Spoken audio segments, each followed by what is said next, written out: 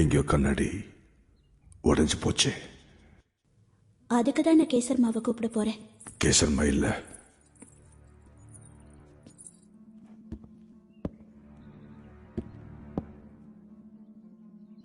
ஒரு விஷயத்த கேசர்மா உங்ககிட்ட சொல்ல சொன்னாங்க. அவங்க அவசரமா 2 நாள் ஊருக்கு போறாங்களாம். அவங்க சொந்தக்காரங்க யாருக்கும் உடம்பு சரியில்லையா. நீங்க தூங்கிக்கிட்டு இருந்தீங்க, அதான் என்கிட்ட சொல்லிட்டு போனாங்க.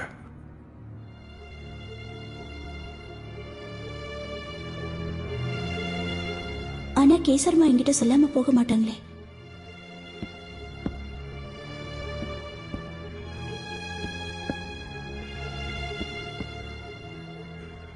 ஆனா நான் உங்ககிட்ட சொல்ல வேண்டியத இங்க இருந்து போறதுக்கு முன்னாடி சொல்லிடுவேன்.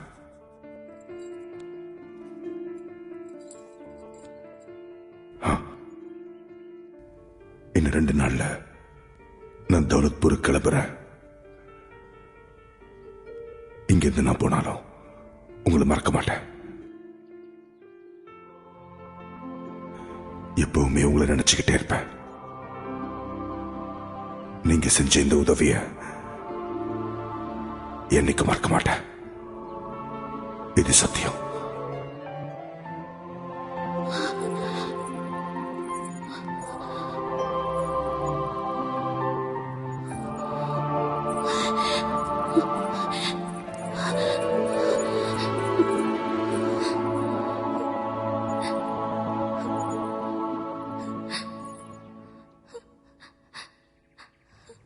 ராதா, என்னாச்சு?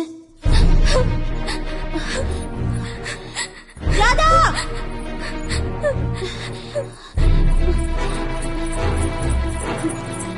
ராதா! ராதா, நீ எங்க போற?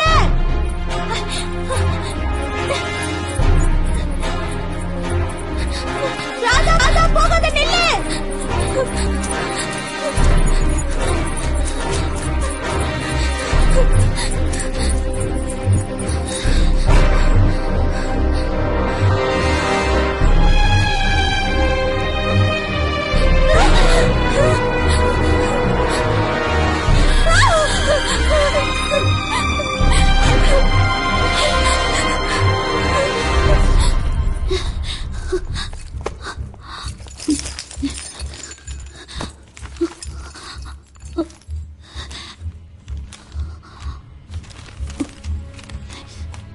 சிப்பாய் மோகன்காந்த், லெப்டினன்ட்க்கு உன்னுடைய வேலை ரொம்ப பிடிச்சு போயிடுச்சு.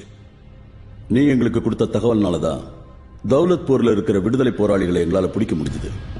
கர்னல் சார் ரொம்ப சந்தோஷம் அடைஞ்சு இதுக்காக உனக்கு இனாம் கொடுக்க சொல்லியிருக்காரு. அதோட உன்னை வேற இடத்துக்கு அனுப்பவும் முடிவு பண்ணியிருக்காரு. ஆனா நிலைமை சரியாகிற வரைக்கும் நீ வெளியில தலை காட்டாம இருக்கிறது நல்லது. நேரம் வரும்போது உன்னை சந்திக்க நம்ம ஆளுங்க வருவாங்க.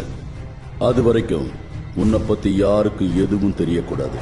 இப்படிக்கு உன் தலைவன் ராம் சிங்.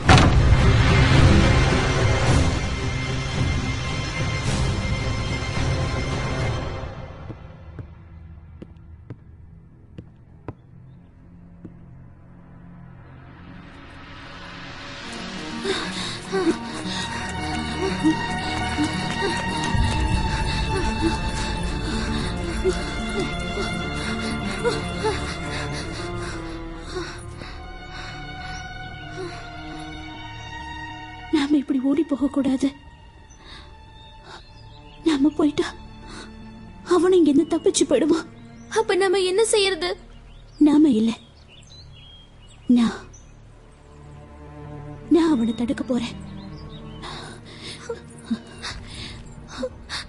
உனக்கு நம்ம விஸ்மல் தாத்தா வீடு தெரியும்ல? அவர்கிட்ட இந்த லெட்டர் கொண்டு போய் கொடுத்து நம்ம அப்பா கிட்ட உடனே இந்த விஷயத்தை தெரியப்படுத்த சொல்லு. உங்களை விட்டுட்டு எப்படி போறது? இந்த நாட்டோட விடுதலைக்காக நான் இப்ப போராட வேண்டியிருக்கு. இந்த போராட்டத்துல ஜெயிக்க நான் சில விஷயங்களை தியாகம் பண்ணியாகணும். சீக்கிரம் ராதா, சீக்கிரம் போ.